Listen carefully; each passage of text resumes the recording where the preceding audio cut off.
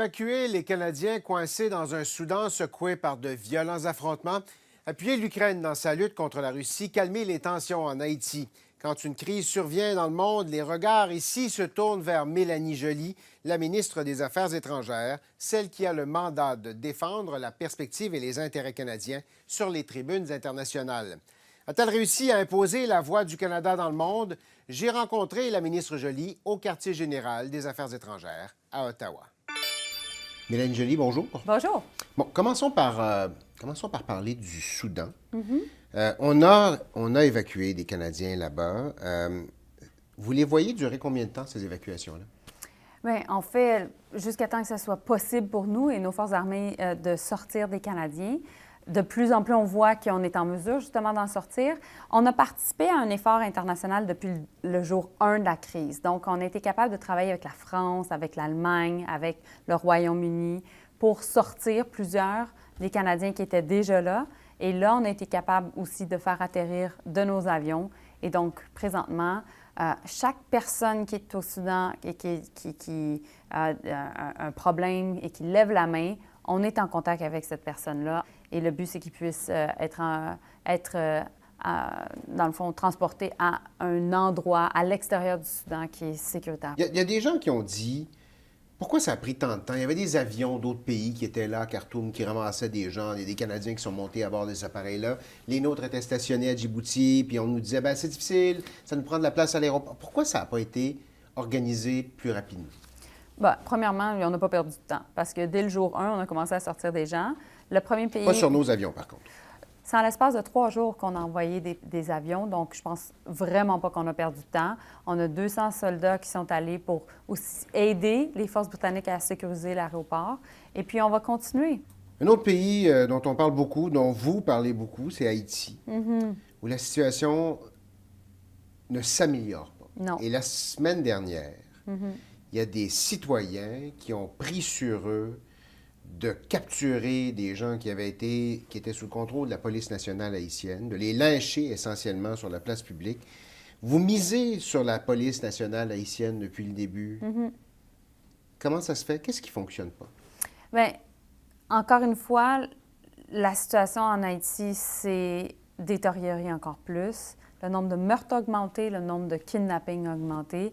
Encore une fois, l'ONU, dans son rapport la semaine dernière, a dit maintenant ce qui se passe en Haïti, c'est l'équivalent d'une zone de guerre. Donc, l'institution la plus respectée en Haïti, c'est la police nationale haïtienne. Pendant des années, le Canada a aidé à former les policiers. Et vous le faites encore, vous misez là-dessus, mais ça ne fonctionne pas. Il y a 11 000 policiers, Daniel, pour une population de 11 millions de personnes, qui est plus grande que le Québec. Donc, il y a un manque de policiers, il y a un manque d'expertise, et nous, on travaille là-dessus. Le Canada est encore et toujours le leader sur la question d'Haïti, ça sera encore le cas, mais bien entendu, le but, c'est de faire en sorte de renforcer la capacité, parce que c'est la meilleure façon. Mais on dirait que le feu est pris à la résidence, puis on forme des pompiers.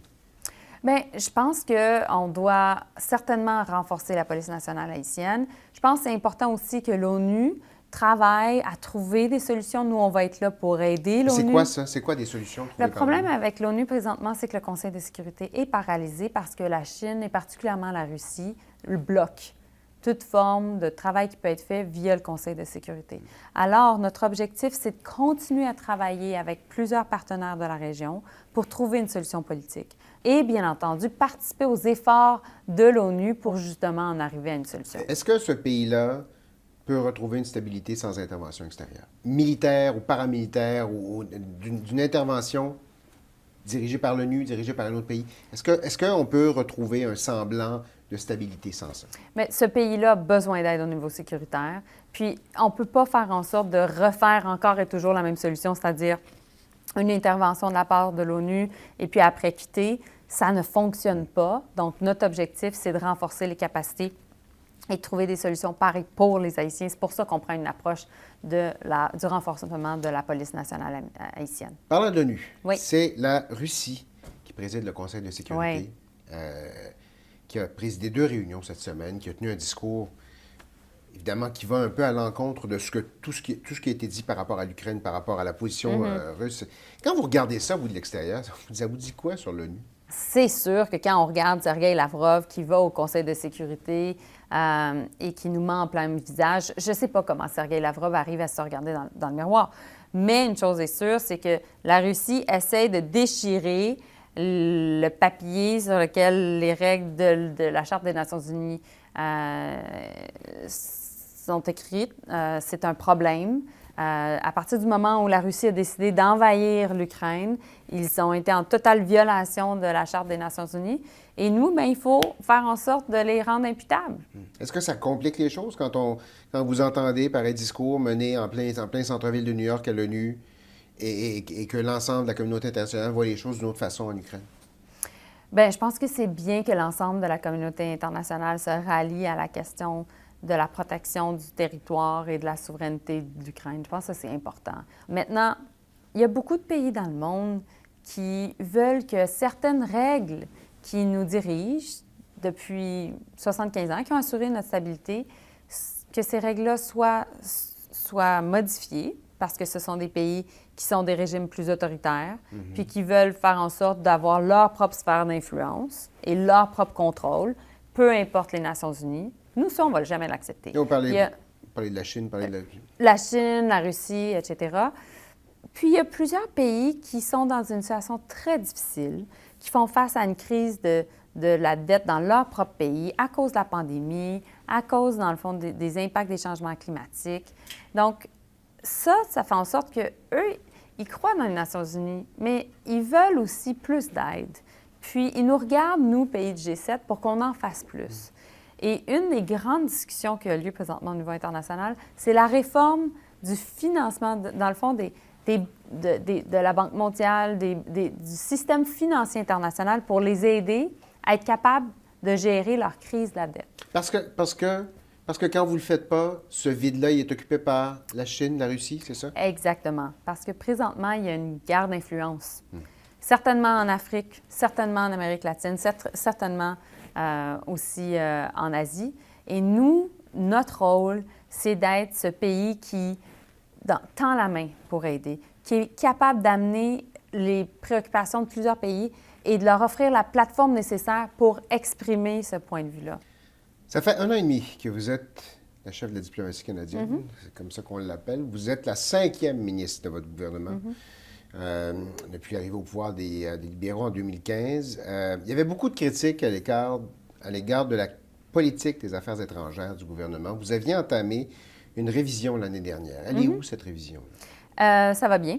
J'aurai, au cours des prochaines semaines, plus d'informations à vous donner sur la réforme, comment on peut améliorer, dans le fond, la façon dont notre diplomatie fonctionne. Ça se dirige où?